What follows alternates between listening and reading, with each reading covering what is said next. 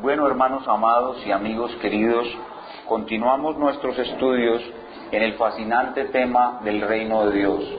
Hemos estado avanzando en este tema especial y hemos visto ya el reino de Dios en distintas facetas. Hemos visto que el reino de Dios puede ser un reino presencial o un reinado en una esfera. Hemos visto que el reino de Dios comenzó a establecerse desde la historia primitiva, continuó a través de la historia de Israel y ahora el reino de Dios está presente en la iglesia. Y hemos analizado en cada una de esas etapas que el reino de Dios siempre ha tenido un lugar, el reino de Dios siempre ha tenido un pueblo y el reino de Dios siempre ha tenido una misión de hacer progresar el reino hasta los confines de la tierra. En algunas partes era algo material, algo físico, una batalla de conquista material, y ahora en nuestro tiempo es una batalla de tipo espiritual.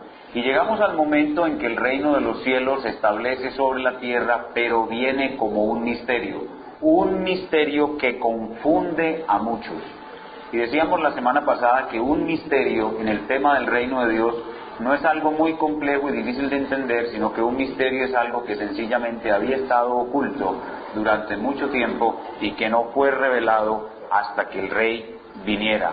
Y vimos entonces la semana pasada que hay un misterio básico que confundió a todas las personas, que confundió a Juan el Bautista, que confundió a los apóstoles, y vimos cómo la confusión de Juan el Bautista fue utilizada por nuestro Señor para dar a continuación las parábolas del reino, en las cuales aclaró ese misterio básico que confundió a todos y añadió otros misterios al reino de Dios.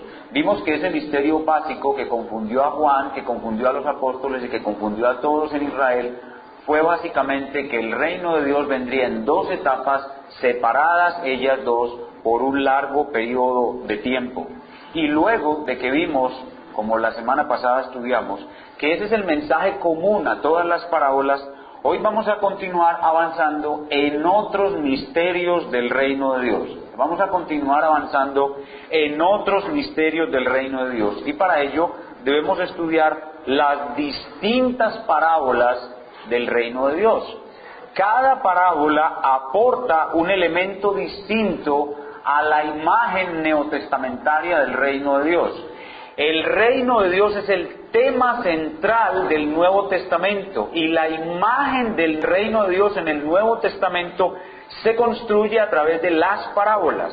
Y nosotros debemos conocer muy bien la imagen neotestamentaria del reino de Dios. ¿Por qué? Porque nosotros vivimos en ese reino.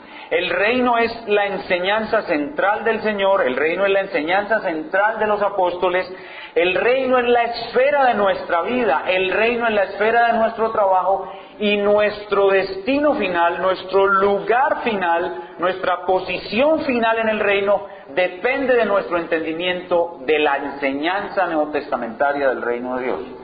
¿Se habían ustedes cuestionado eso? Escuchen bien otra vez. Su posición definitiva en el reino de Dios. Recuerde que el reino de Dios ya vino y está viniendo. Pero cuando el reino de Dios venga, usted y yo tendremos en ese reino una posición definitiva. La posición definitiva que tendrás y que tendré en el reino de Dios depende de mi comprensión de la imagen neotestamentaria del reino de Dios. Porque yo comprendo la imagen neotestamentaria del reino de Dios y puedo trabajar adecuadamente por ese reino de Dios, y con base en mi trabajo es que se me va a dar recompensas y se me va a dar una posición definitiva en ese reino por venir. Entonces podemos ver la importancia que tiene estudiar la imagen neotestamentaria del reino de Dios y estudiar todas estas parábolas que configuran esa imagen.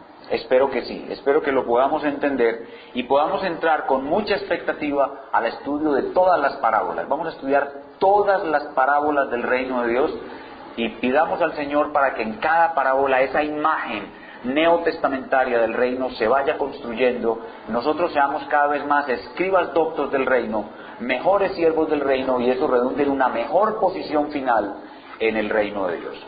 Hoy vamos a estudiar la primera y más importante de todas las parábolas, la parábola del sembrador.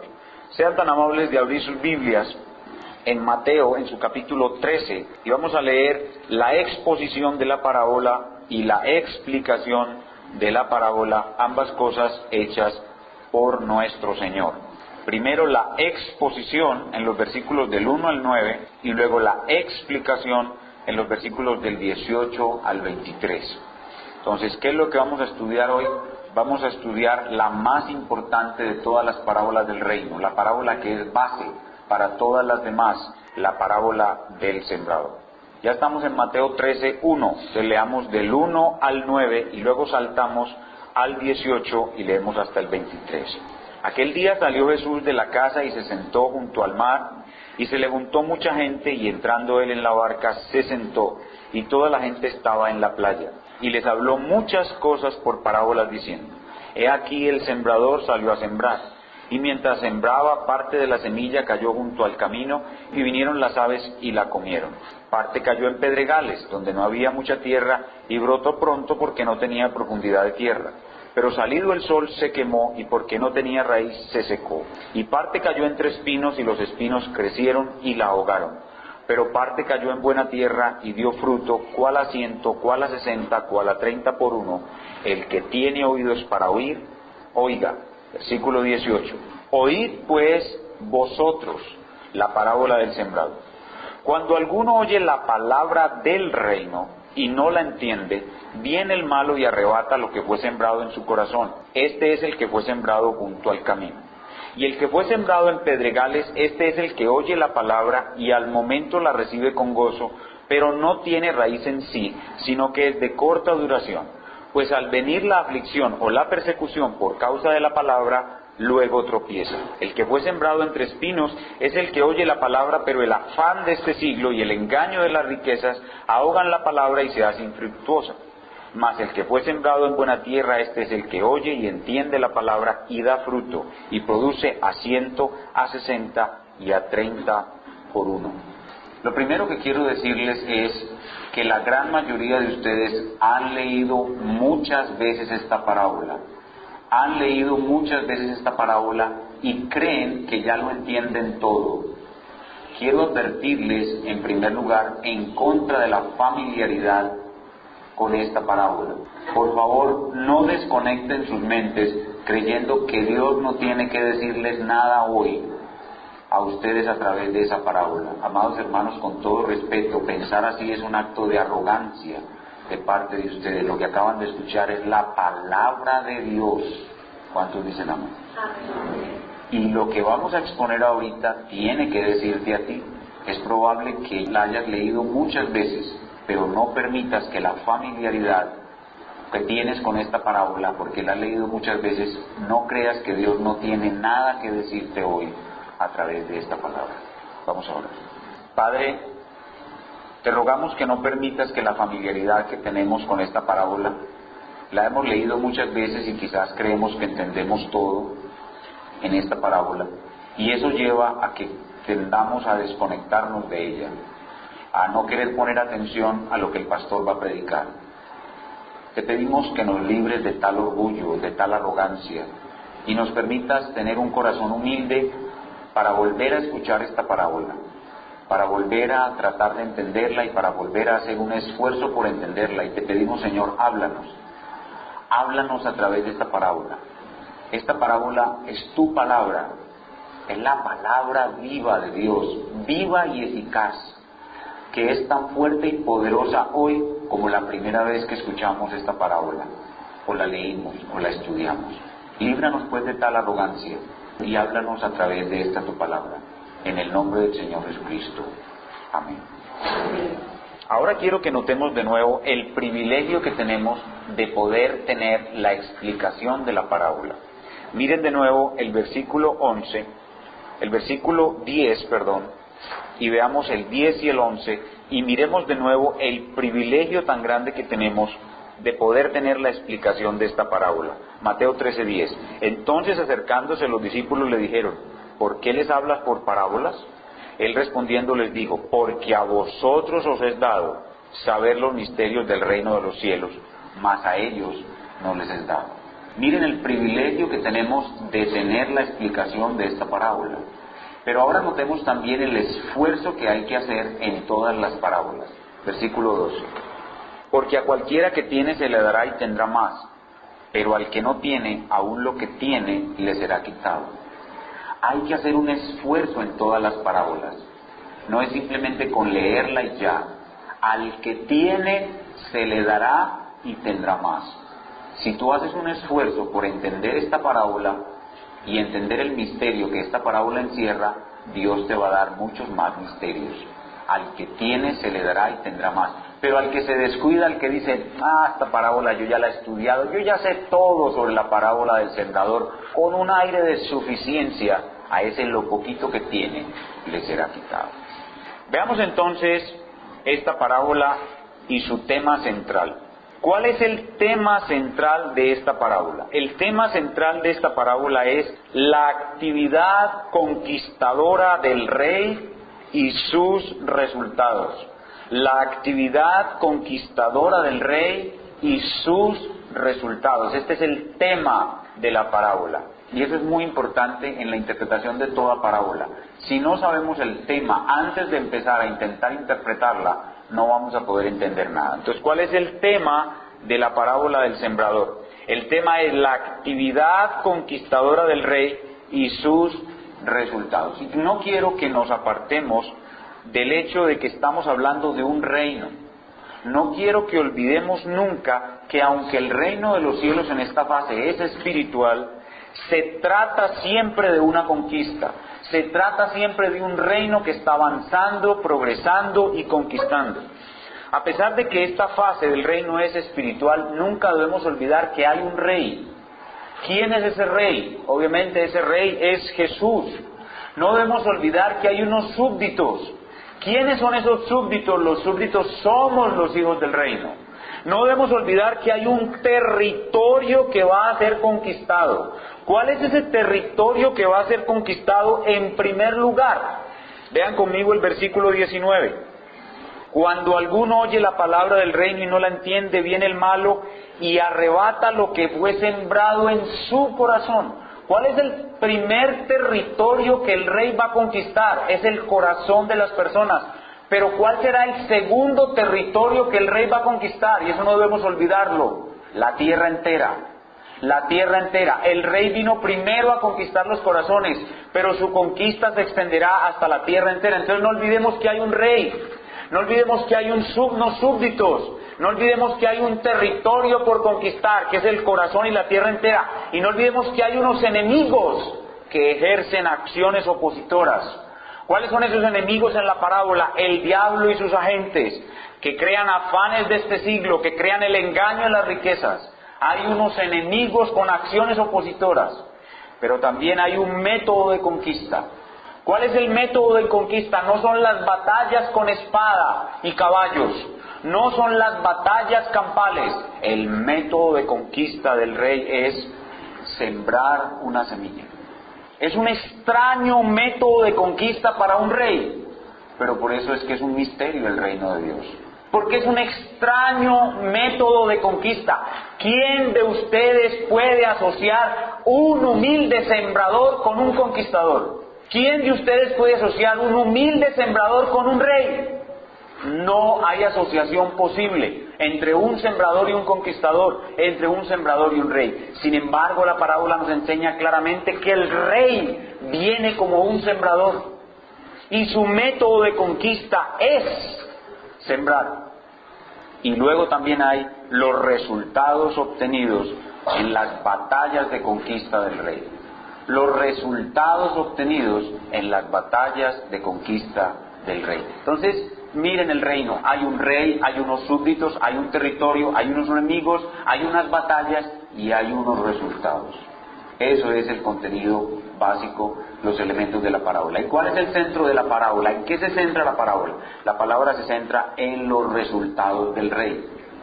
La parábola se centra en los resultados del rey. El rey vino a conquistar sembrando. ¿Y cuáles serán sus resultados? Eso es lo que nos enseña la parábola. ¿Cuáles son los resultados del rey? Entonces la parábola, para su exposición, podemos dividirla en 3 puntos. En primer lugar, la parábola nos muestra la apariencia del rey. la apariencia del rey. Y obviamente todos estos puntos son entre la primera y la segunda venida, o sea, entre las dos etapas del reino. El primer punto es la apariencia del rey. El segundo punto es la actividad conquistadora del rey. Esos dos puntos los vamos a ver rápidamente porque no son el centro de la parábola, pero están ahí. La apariencia del rey, la actividad conquistadora del rey, y el tercer punto es el más importante y el que veremos más detalladamente, es los resultados de la actividad conquistadora del rey. ¿Cuáles son entonces los tres puntos en que dividimos nuestra parábola? La apariencia del rey, la actividad conquistadora del rey, los resultados de la actividad conquistadora del rey. Obviamente entre las dos fases del reino. Todo eso es entre las dos fases del reino. Las dos primeras vamos a ver rápidamente. Veamos en primer lugar la apariencia del rey. Vean conmigo el versículo 37. Mateo 13:37. Mateo 13:37. Respondiendo él les dijo: el que siembra la buena semilla es el Hijo del Hombre. El que siembra la buena semilla es el Hijo del Hombre. Entonces, ¿cuál es la apariencia del rey? La apariencia del rey es la apariencia de un humilde sembrador. La apariencia del rey es la apariencia de un humilde sembrador. El rey, el Hijo del Hombre, vino como un rey, pero su apariencia es la de un humilde sembrador. Y quisiera que contrastaran todo esto con lo que había dicho el profeta Daniel. ¿Qué había dicho el profeta Daniel? Que el reino vendría en conquista, que el reino vendría en una apariencia gloriosa, que el reino vendría destruyendo y desmenuzando a todos. Les pregunto, ¿un sembrador, sería un sembrador el que destruyera a Roma y todos sus ejércitos? No, y por eso es un misterio. La apariencia del rey no es lo que había dicho Daniel. Daniel había visto la apariencia del rey, pero ¿en qué forma? En la última etapa del reino. En esta etapa del reino, el rey vendría como un humilde sembrador. Entonces, es un reino de apariencia humilde. El rey es de apariencia humilde. Hermanos, esta casa, este lugar aquí, es la agencia del reino de Dios. Y esto es un reino. Y los que están sentados aquí, que somos verdaderos creyentes, somos reyes y sacerdotes. Pero ¿qué apariencia tenemos? Una apariencia humilde. Una apariencia humilde. Entonces el reino tiene una apariencia humilde. El rey es de apariencia humilde. Y eso debe quedar claro. La parábola lo muestra claramente. El rey es humilde, su reino es humilde. Y por eso se requiere fe para creer que esto es un reino. ¿Cuántos de ustedes creen que esto es un reino? Que los que están aquí sentados van a ser reyes. Ustedes deben creer eso, hermanos. Porque este reino es un reino de misterio. Esto es un misterio. Es un reino de fe. Entonces la apariencia del rey es lo primero que nos deja ver la parábola. El rey es un sembrador y su apariencia es humilde. Junto con esa apariencia vemos en la parábola la actividad conquistadora del rey. La actividad conquistadora del rey. No es un rey que viene blandiendo una espada y montando un poderoso corcel blanco acompañado de miles de millares de jinetes poderosos. No es el rey David con sus valientes, hombres que con su espada eran capaces ellos solos de matar a 300 hombres, uno solo.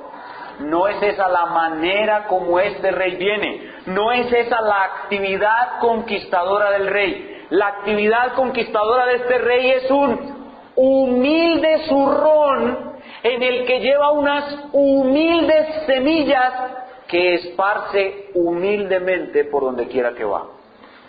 Esa es la actividad conquistadora del rey. La actividad conquistadora del rey es sembrar. Sembrar. La actividad conquistadora del rey es sembrar. Y eso es lo que les está diciendo el Señor a sus discípulos. Yo soy el rey. Yo voy a ser rey de los cielos y la tierra. Yo vendré a reinar algún día sobre ustedes. Yo seré su rey físicamente. Pero ahora soy un humilde sembrador que llevo en mi humilde zurrón unas humildes semillas que voy a esparcir por donde quiera que voy. Esa es la actividad conquistadora del rey. Una forma muy extraña de conquistar. ¿Ustedes creen que uno puede conquistar con un zurrón lleno de semillas? No, pero nuestro Dios sí. Nuestro Dios sí, porque Él vino a conquistar de esa manera. Entonces, ¿qué es lo que siembra el rey? Lucas capítulo 8, versículo 11. Vayan conmigo allá, por favor. Pues la actividad conquistadora del rey es sembrar. ¿Y qué es lo que siembra el rey? Debemos ver claramente en las parábolas qué es lo que el rey siembra, tener bien claro esto. En un pasaje paralelo, Lucas 8, vemos la descripción de qué es lo que el rey siembra. Lucas capítulo 8, versículo 11. Lucas 8, 11 dice: esta es pues la parábola. La semilla es la palabra de Dios. ¿Qué es lo que el rey siembra? El rey siembra una semilla. ¿Y qué es esa semilla? Es la palabra de Dios. ¿Y en dónde la siembra? Ya dijimos en el versículo 3, Mateo 13, 19. ¿Dónde la siembra? La siembra en el corazón. ¿En el corazón de quién? De todas las personas a donde Él va. ¿Y cuándo va a sembrar el rey? El rey va a sembrar entre su primera y su segunda venida. Y entonces inmediatamente todo el mundo se pregunta: pero hermano, el rey no va a morir en la cruz, no va a resucitar y no va a ascender al cielo. ¿Cómo dice usted que Él va a continuar sembrando siempre entre la primera y segunda venida? Porque el rey, apenas parte de este mundo, deja a sus súbditos sembrando la semilla en su lugar. El reino de los cielos no tiene un solo sembrador. Cristo es el sembrador, el principal, pero todos sus discípulos somos sembradores. Nosotros sembramos la semilla en su lugar. Una vez Él parte de este mundo, nosotros continuamos sembrando la semilla. Y ahora viene nuestro tercer punto, que es donde estaremos todo el tiempo, donde dedicaremos más tiempo y donde explicaremos muchísimo más. El tercer punto es los resultados de la actividad conquistadora del rey. Ya vimos la apariencia del rey. ¿Cuál es la apariencia del rey? Un humilde sembrador. Ya vimos la actividad conquistadora del rey. ¿Cuál es la actividad conquistadora del rey? Sembrar. Sembrar la humilde semilla. Y ahora veamos los resultados. Y ese es el centro de la parábola. La parábola básicamente se concentra en esto: los resultados de la actividad conquistadora del rey. Los resultados de la actividad conquistadora del rey son 4 resultados posibles. 4 resultados posibles dependiendo de 4 tipos de terrenos posibles en los que puede caer la semilla. Esa es la enseñanza básica de la parábola. Hay 4 resultados posibles dependiendo de 4 tipos de terrenos posibles en los cuales puede caer la semilla. Y esos terrenos son personas, son el corazón de las personas.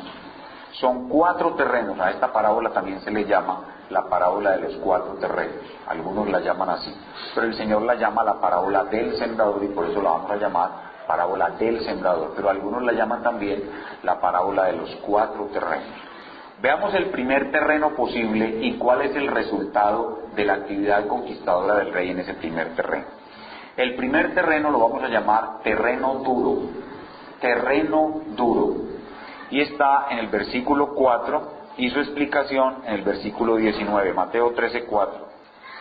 Y mientras sembraba, parte de la semilla cayó junto al camino y vinieron las aves y la comieron. Versículo 19. Cuando alguno oye la palabra del reino y no la entiende, viene el malo y arrebata lo que fue sembrado en su corazón. Este es el que fue sembrado junto al camino. Hay 2 cosas claves en este primer terreno. Primero, que la persona no entiende la palabra del reino, y segundo, que el malo arrebata lo que fue sembrado en su corazón. La clave para entender este terreno es la expresión no la entiende. Lo que quiere decirnos aquí el Señor es que las personas tienen un corazón duro e insensible a la palabra del reino. Y nos preguntamos, ¿cómo llega una persona a tener un corazón duro e insensible a la palabra del reino? La respuesta es que el hombre nace con un corazón así. El hombre nace con un corazón así. Desde que el hombre nace es insensible a la palabra del reino. En 1 Corintios 2:14, la palabra de Dios dice que el hombre natural no percibe las cosas que son del Espíritu de Dios. Para él son locura y no las puede entender porque se han de discernir espiritualmente. Entonces, el hombre nace, el niño nace insensible a la palabra de Dios, no la puede entender. Pero a medida que avanza en su vida y comete más pecados, mientras el hombre peca y más peca, se hace más insensible. Y si a la persona comienzan a compartirle el Evangelio y él a rechazarlo, mientras más peca y más lo rechaza, se hace cada vez más insensible. Entonces ven cómo el terreno se va endureciendo. Por eso utiliza en la parábola la parte junto al camino, que es donde la gente pisa. Entonces, a medida que la gente pisa, el terreno se va volviendo más duro. Y eso es lo que parece, lo que sucede en las personas. El niño nace y él nace insensible. Cuando están niñitos parecen tener cierta sensibilidad a la palabra de Dios. En algunos es verdadera y algunos se convierten siendo niños. Pero muchos niños no son verdaderamente sensibles a la palabra de Dios y lo demuestran cuando se hacen jóvenes. Se hacen jóvenes y se apartan. Entonces comienzan a pecar, comienzan a cometer sus primeros pecados. Entonces a medida que van pecando es como si el terreno estuviera siendo pisado. Entonces comienzan a pecar y comienzan a compartirle el Evangelio. Y cada vez que peca, se endurece. Le comparten y rechazan, se endurece más. Pecan, se endurece. Le comparten y rechazan, se endurece más. Por eso cuando usted llega, usted fulano de tal llega a ese terreno y deposita la semilla no entra. Es totalmente imposible que la semilla penetre, porque el terreno está duro.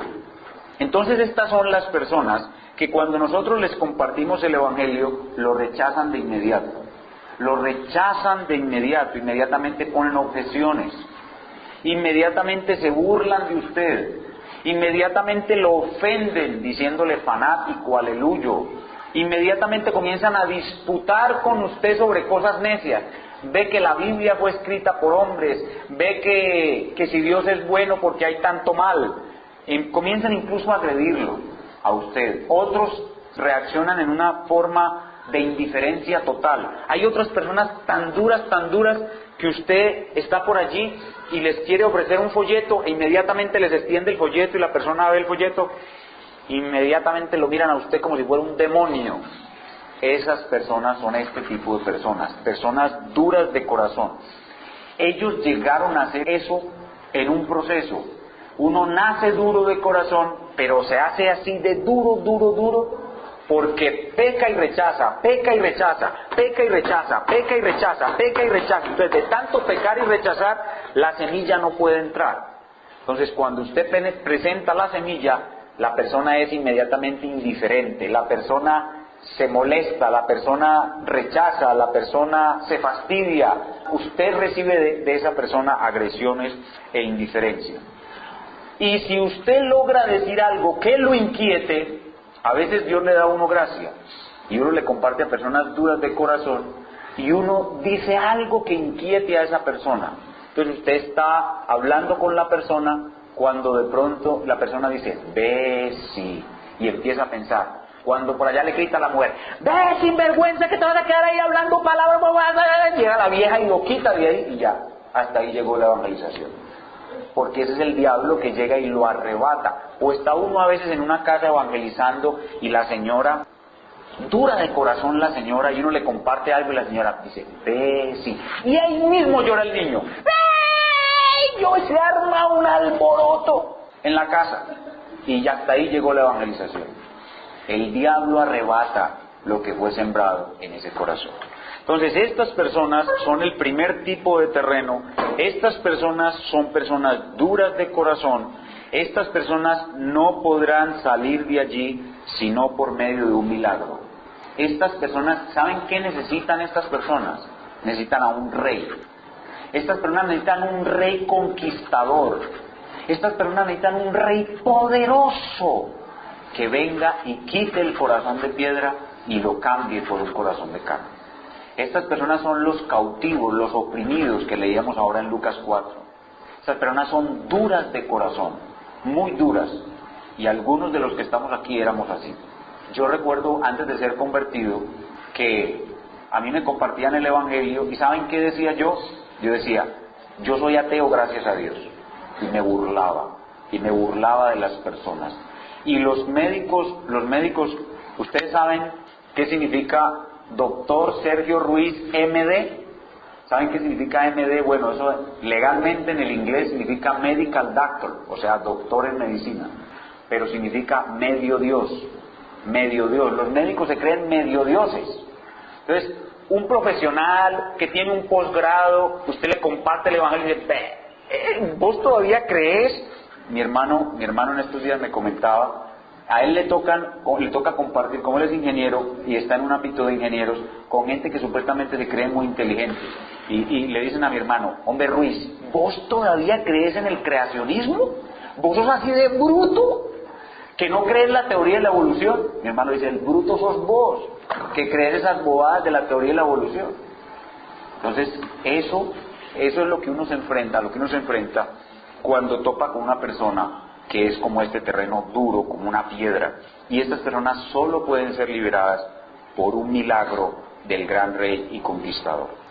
Ahora pasamos al segundo tipo de terreno, que es la persona que es un terreno superficial, la persona que tiene poca tierra. Está en el versículo 5 y 6 y su explicación en el versículo 20 y 21.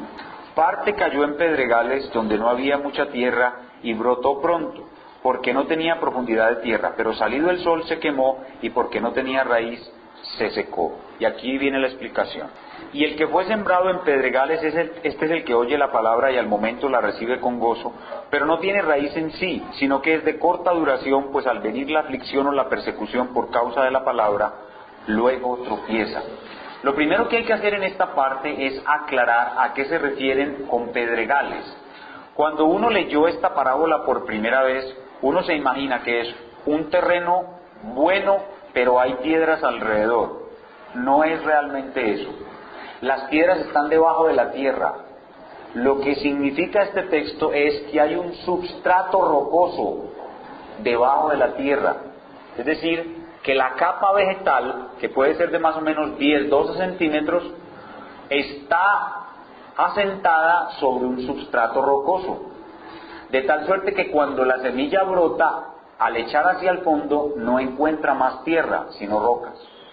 Esa es la verdadera comprensión agrícola de este tipo de terreno que era muy frecuente en Palestina de ese tiempo, porque es un suelo rocoso. Entonces lo que está sucediendo aquí es diferente. Esta persona se diferencia de la persona que es un terreno duro, porque esta persona sí oye la palabra. La clave está en el versículo 20, donde dice, el que fue sembrado en pedregales es el que oye la palabra. Esta persona oye la palabra, tiene una actitud diferente a la anterior. Quiere escuchar y entiende un poco más que la anterior. Pero su entendimiento, que es dado por la gracia común, es superficial. Esta persona, que es un terreno superficial, solo puede entender las promesas del Evangelio, las promesas del reino de Dios.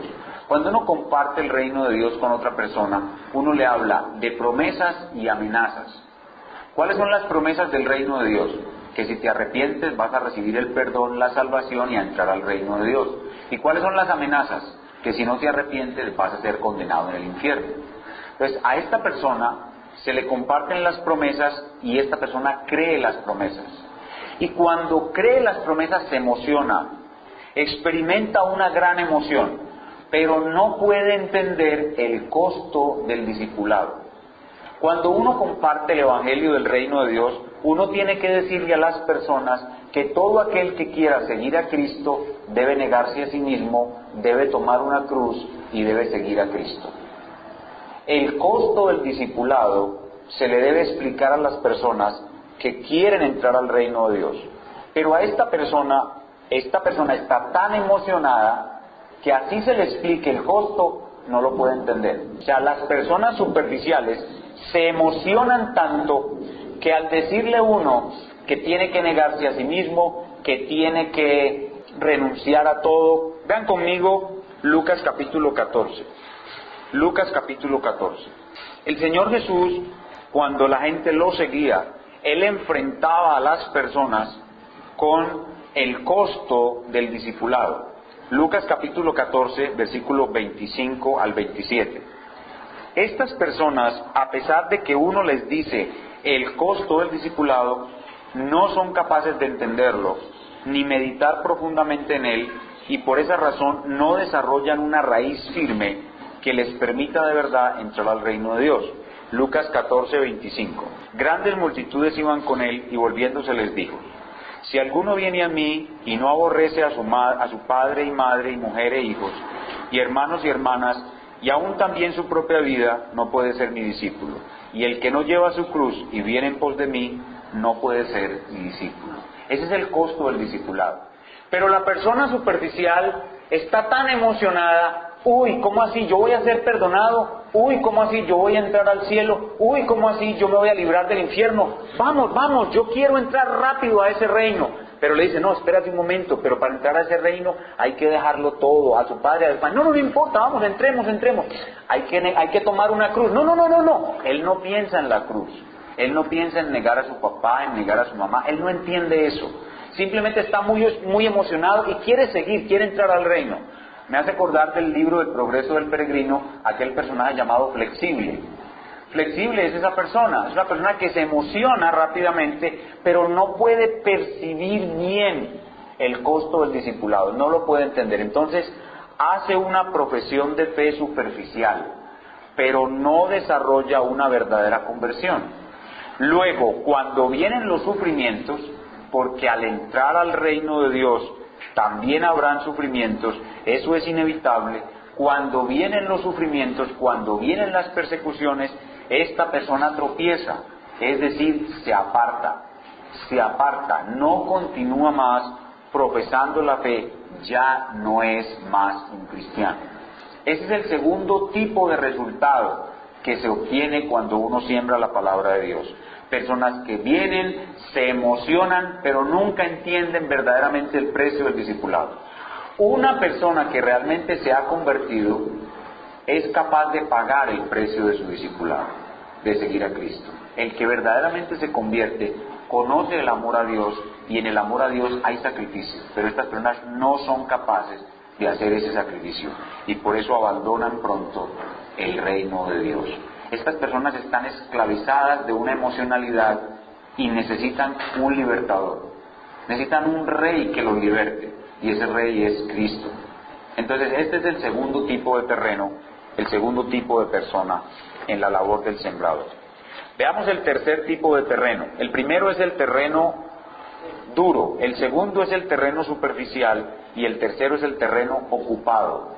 El tercer tipo de terreno es el terreno ocupado. Es un terreno ocupado. Está en el versículo 7 y la explicación en el versículo 22. La tercera tipo de persona y su respuesta. Y parte cayó entre espinos, y los espinos crecieron y la ahogaron. Versículo 22. El que fue sembrado entre espinos, este es el que oye la palabra, pero el afán de este siglo y el engaño de las riquezas ahogan la palabra y se hace infructuosa.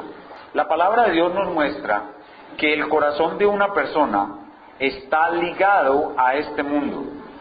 Una persona que no conoce a Cristo no puede anhelar las cosas celestiales. Las personas que no conocen a Cristo no pueden anhelar las cosas celestiales. Y durante su vida, el corazón de todos los seres humanos es un corazón mundano. Es decir, solo puede anhelar lo terrenal. Y durante su vida, cada ser humano desarrolla un conjunto de sueños e ideales terrenales. Cada ser humano, desde que tú eres un jovencito, comienzas a desarrollar unos sueños e ideales terrenales. Y el diablo se encarga que tú desarrolles una entrañada y complicada maraña de metas e ideales asociados con tu vida en este mundo. Tú comienzas a desarrollar ideales en este mundo por medio de las novelas, por medio del cine, por medio de la música, por medio de tu propia familia. El diablo hace que tú desarrolles una complicada maraña de ideales y de metas y de sueños terrenales. Desde que eres un niño, por ejemplo, tu papá te dice: usted tiene que ser médico, usted tiene que ser el mejor del salón, usted tiene que llegar a ser un PhD. Y la mamá le dice a la niña: mi amor, usted tiene que casarse y tener su familia. Y así comienza su papá, su mamá, la televisión, las telenovelas, el cine, la música, el diablo hace que el alma de la persona en conversa desarrolle una maraña de ambiciones, sueños y fantasías, de tal suerte que una persona tiene sus fantasías de prosperidad, sus fantasías de matrimonio, su fantasía de éxito profesional, inteligencia, talentos, quiere ser cantante, son tesoros terrenales que atrapan a la persona, y por eso un programa de televisión como La Isla de la Fantasía, eso gusta tanto, porque ahí está la persona realizando su sueño, y toda esa maraña de cosas ocupa su corazón. Su corazón está ocupado por esa maraña de cosas. Entonces, cuando la persona escucha la palabra de Dios, está tan involucrada en sus sueños terrenales, está tan involucrada en sus ambiciones, en sus fantasías, que no tiene tiempo para meditar el Evangelio. Si es pobre, está tan ocupado por dejar de ser pobre que no tiene tiempo para meditar profundamente la palabra del reino. Si es de clase media, está tan involucrado en subir de clase social y mejorar sus condiciones que no tiene capacidad para meditar profundamente la palabra de Dios. Si es rico, tiene tantos problemas con sus riquezas, sus deudas, sus proveedores y acreedores, que no tiene tiempo para meditar en la profundidad de la palabra de Dios. Si está soltero, no ha podido satisfacer su sueño de estar casado y está buscando casarse. Si no tiene hijos, está buscando el tener hijos. Un sueño aquí, un sueño allá, y eso es una maraña, una red muy complicada que hay en el corazón de la persona. Por eso dice como espinos y abrojos, una red de espinos. Entonces usted coge la semilla de la palabra de Dios y la mete en ese corazón, y esos espinos ahí mismo se la tragan.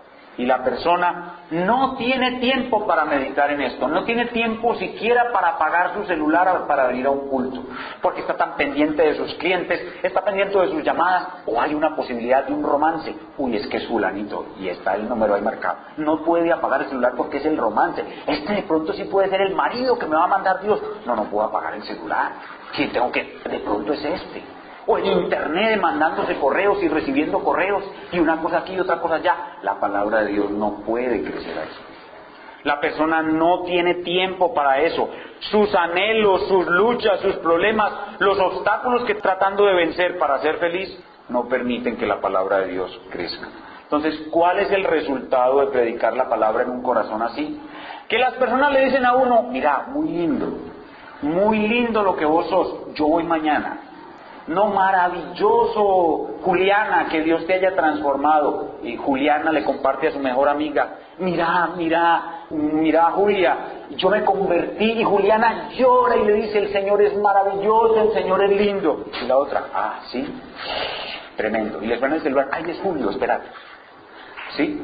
No hay espacio para la palabra de Dios. Es un corazón lleno por una maraña de espinos y abrojos. No hay posibilidad. La única esperanza que tiene esta persona es que un rey conquistador, todopoderoso, la liberte de esta situación. Es la única esperanza que tiene esa persona. Solamente Cristo puede librarla de tal opresión. El cuarto terreno, afortunadamente, es el terreno bueno. El terreno duro, el terreno superficial y el terreno ocupado no son la única experiencia de los que siembran la semilla. También hay un terreno bueno, y ese es el cuarto terreno con su cuarta respuesta. En el versículo 8: pero parte cayó en buena tierra y dio fruto, cual a 100, cual a 60 y cual a 30 por uno. Y en el versículo 23: mas el que fue sembrado en buena tierra, este es el que oye y entiende la palabra y da fruto, y produce a 100, a 60 y a 30 por uno. Esta persona se diferencia del duro, se diferencia del superficial, se diferencia del ocupado, en que esta persona, dice la palabra de Dios, oye, entiende y da fruto. Pero él no oye y entiende y da fruto porque él es más avispado que los demás. No, porque el rey conquistó su corazón. La persona oye y entiende y da fruto porque el rey conquistó su corazón. De hecho, esta persona era exactamente igual a los anteriores. Esta persona solía ser uno de los anteriores, pero ahora el rey, Cristo, viene y conquista su corazón, haciendo en él un milagro llamado el nuevo nacimiento, que es lo que leímos ahorita en la confesión de fe. Estas personas entonces, Cristo, oigan bien, Cristo nuestro Señor, cuando está delante del elegido que el Padre le dio, delante del elegido que el Padre le dio, por su Espíritu Santo, es un verdadero conquistador. Él saca su espada, solo que nadie lo ve, saca su espada, quita el corazón de piedra, quita las piedras que están en el sustrato rocoso, mocha todos los espinos, barbecha la tierra, es decir, la prepara, y enseguida planta la semilla, y eso lo hace todo Él. Gloria al Señor, porque así es como Él nos salva. Él es un verdadero conquistador. Entonces nosotros no debemos ver la salvación nuestra o de otras personas como algo fuera de un proceso de conquista. La salvación de un ser humano es una gran conquista que Cristo realiza. Con su espada destruye todos los obstáculos, prepara el terreno, y cuando la semilla cae, Él quita todos esos obstáculos para que la semilla caiga y pueda realmente producir sus frutos. Y veamos un texto clave en el Antiguo Testamento donde se ve que Cristo es el que conquista. Isaías capítulo 53, ese es precisamente el texto evangélico del Antiguo Testamento, donde está la obra de salvación de Cristo. Isaías capítulo 53, y allí vemos lo que el Señor nos dice en el versículo 1. Miren lo que dice el profeta evangélico. ¿Quién ha creído a nuestro anuncio y sobre quién se ha manifestado el brazo de Jehová? Entonces es el brazo de Jehová el que hace que una persona crea el anuncio. Entonces no dejemos de ver la salvación de las almas como un acto de conquista del gran Rey. El gran Rey Jesús, por medio de su brazo poderoso, es el que hace que una persona sea salvada. Y este es el misterio del reino. El Rey salva por medio de su acción poderosa y conquistadora, quitando el obstáculo que hay en el corazón de las personas y dando su preciosa salvación. Ahora, la pregunta que tendríamos que hacernos es la siguiente: ¿será que los otros corazones que no son conquistados se constituyen en una derrota para el Rey? La respuesta es no. El Rey viene a conquistar todos aquellos que el Padre le dio.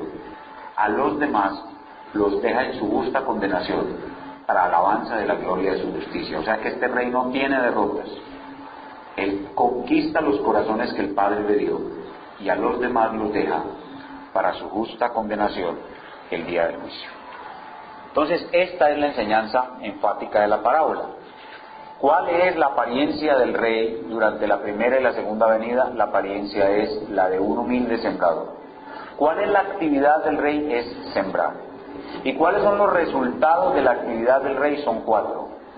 Van a haber terrenos duros en donde va a haber un rechazo. Van a haber terrenos superficiales donde va a haber una aceptación parcial y después apostasía y abandono. Va a haber un terreno ocupado en el cual la semilla no va a dar ningún fruto, pero también va a haber un terreno bueno que va a dar fruto. Algunos van a dar un fruto 30 granos por una semilla, otros van a dar 60 granos por una semilla y otros van a dar 100 granos por una semilla. Una vez entramos en el reino, cada uno de nosotros da distintas cantidades de fruto. Cada uno de los que estamos en el reino dará distintas cantidades de fruto. Pero esa es la obra maravillosa del Rey. Ahora pensemos por un momento, antes de pasar a las aplicaciones para nosotros en nuestros días, en el impacto que debió haber causado esta parábola en los oyentes originales.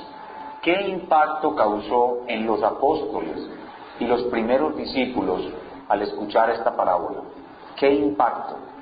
Para ellos fue un choque muy grande. ¿Por qué? Porque ellos esperaban un rey físico. Ellos esperaban un rey glorioso y ahora estaban con un sembrador. Ellos esperaban hasta el último momento. Recuerden que Pedro tomó unas espadas. ¿Recuerdan que al final Pedro tomó unas espadas? Ellos hasta el último momento esperaban que el Señor conquistaría con espadas. Pero aquí tenían claramente que el Señor no iba a conquistar con espadas. El Señor va a conquistar con semillas. Con semillas. Entonces, esto sería un impacto tremendo para ellos, pero también sería algo muy maravilloso para ellos. ¿Por qué? Porque ellos habían sido el tipo de terreno bueno. Ellos, por la gracia de Dios, habían sido conquistados por el Rey y eran ese tipo de terreno bueno en los cuales había caído la semilla. Piensen qué gozo y qué alegría había en el corazón de los 12 y los otros que estaban allí al darse en cuenta de que ellos habían sido buen terreno en los cuales había caído la semilla y había llevado fruto. Entonces, a pesar de que esta parábola causó en ellos un impacto muy grande, un contraste muy grande, al entender correctamente el reino, también les dio un consuelo muy grande el saber que habiendo terrenos pedregosos, duros, ocupados y superficiales, ellos vinieron a ser terreno bueno en el cual la semilla cayó y dio fruto, y eso es un gran consuelo y una gran bendición para ellos.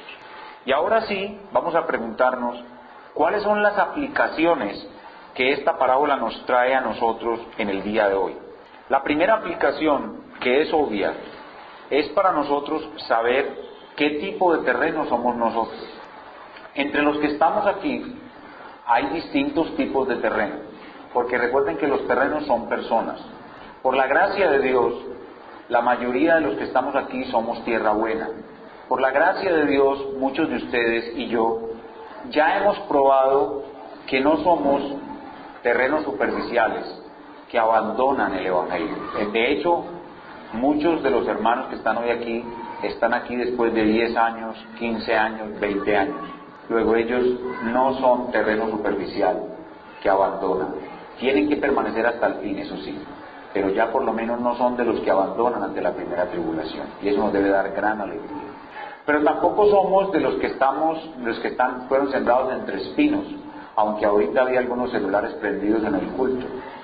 Algunos todavía se dejan manejar por el acoso de las cosas de este mundo, y no son de los que son sembrados entre espinos, pero sí siguen mucho los afanes de esta vida. Muchos de los que estamos aquí somos buena tierra. Somos buena tierra, y eso nos debe dar grande gozo, grande alegría, de que la semilla cayó en nosotros, habiendo el Rey conquistado y habiendo hecho de nosotros buena tierra. Pero al darnos cuenta de eso y recibir con gozo esa buena noticia, también la parábola nos habla de nuestra obligación. El Rey ha partido, el Rey ahora está en su trono celestial. Luego, ¿quiénes son los sembradores que van a sembrar en lugar del Rey? Los sembradores somos nosotros. Si tú estás seguro que eres buena tierra, tu obligación es sembrar. La obligación que tienes como hijo del reino es sembrar. Y aquí es donde viene para nosotros algo de tristeza. Tenemos grande gozo por saber que somos buena tierra, pero también tenemos tristeza porque debiendo sembrar, no sembramos lo que debiéramos sembrar. La gran mayoría de nosotros somos muy inconstantes para sembrar. La gran mayoría de nosotros no hemos sembrado todo lo que debiéramos sembrar. ¿Y por qué? Porque somos temerosos, nos da temor de los hombres, nos da pena hablar el Evangelio a otros. O porque no tenemos suficiente misericordia al ver que muchas personas están yendo al infierno y no tenemos la suficiente compasión para irles a hablar de Cristo. Otros no sembramos porque estamos muy ocupados, tenemos muchas ocupaciones. Y esa es la principal causa por la cual no sembramos, porque estamos tan ocupados en nuestra vida que no tenemos tiempo para sembrar. Y otros no sembramos porque nos desanimamos. Comenzamos sembrando y nos vamos desanimando. Al ver que las personas no se convierten, nos desanimamos y dejamos de sembrar. Hay muchas razones por las cuales dejamos de sembrar, pero esta parábola está hoy aquí delante de nosotros para recordarnos que los que somos buena tierra no debemos dejar de sembrar, debemos continuar sembrando. Si estamos muy ocupados, debemos tratar de buscar de todas maneras sembrar.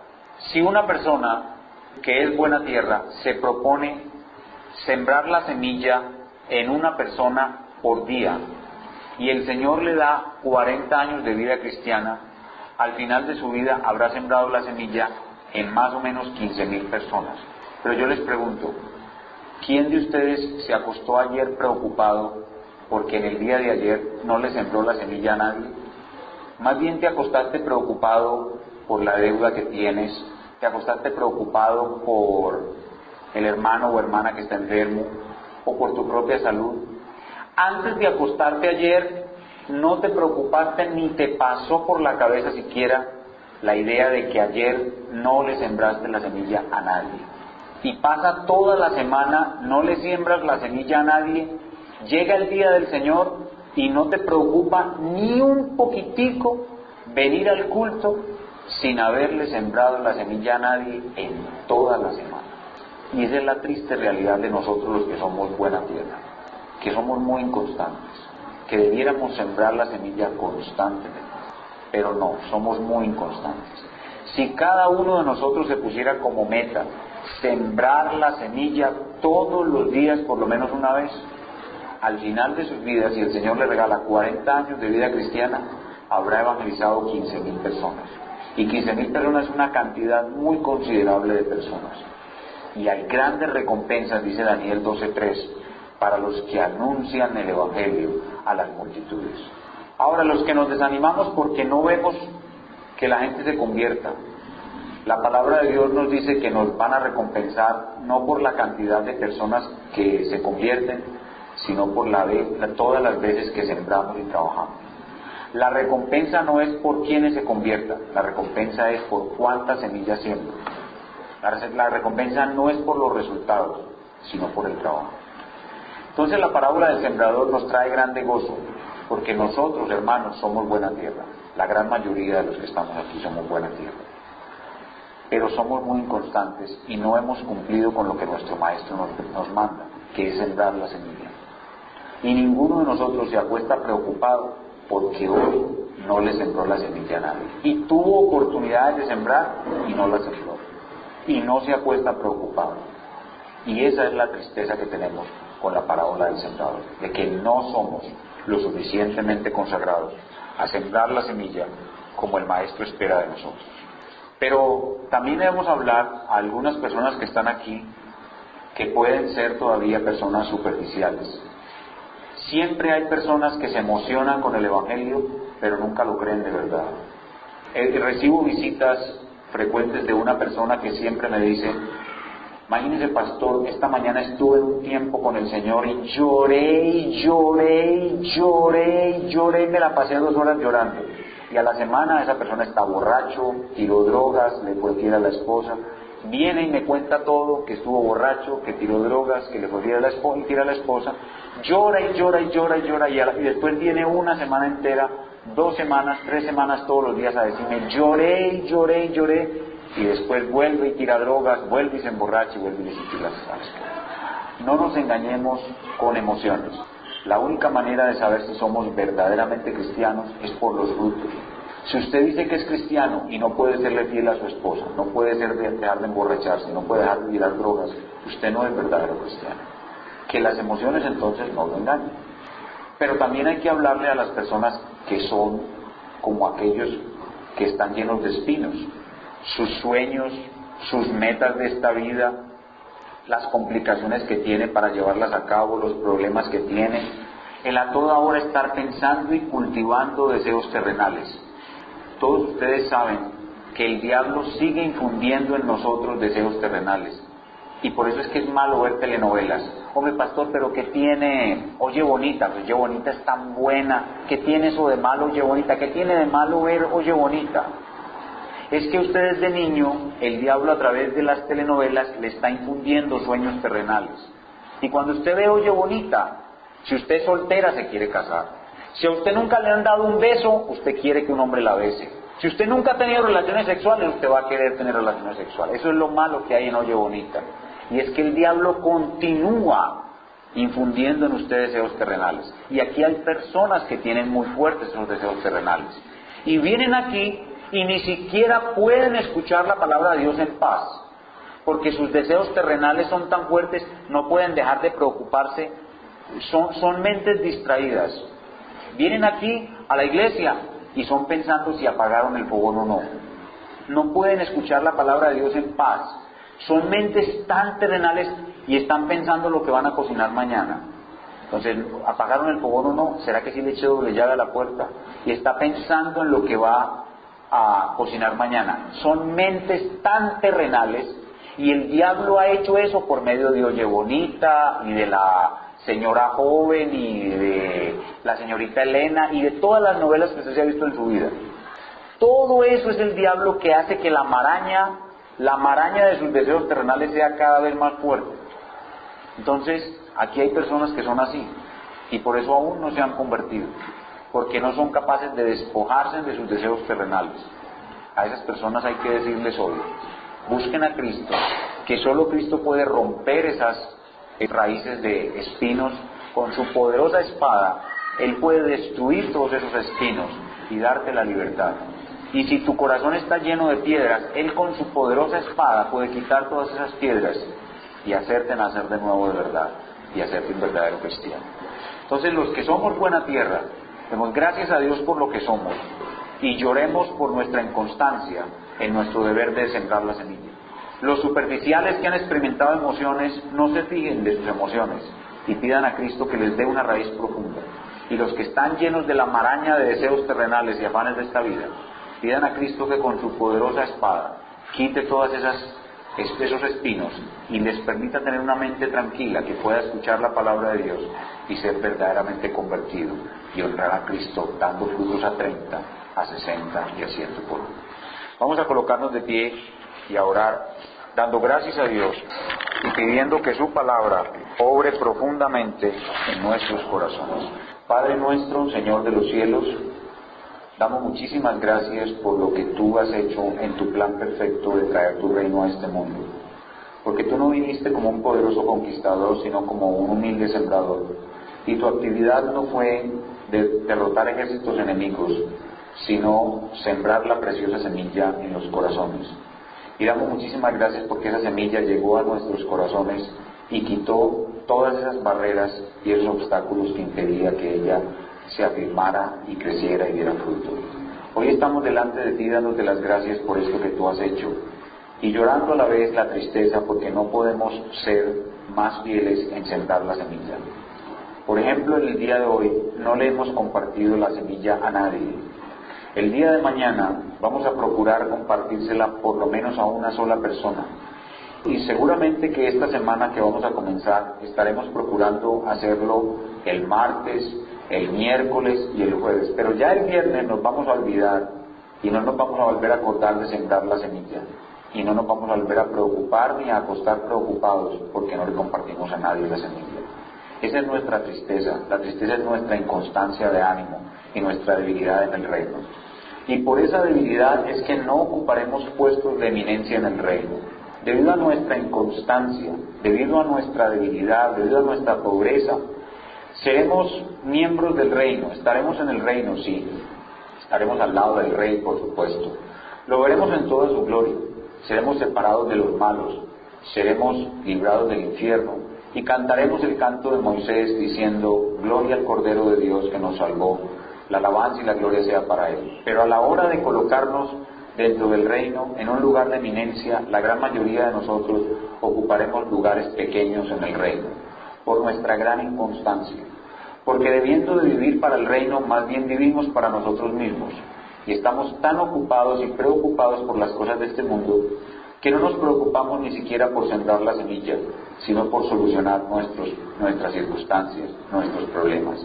Y esta es la gran tristeza que hay en la Iglesia de Cristo de nuestros días, que la gran mayoría de nosotros nos ocupamos más de nuestra vida en este mundo que del reino de Dios.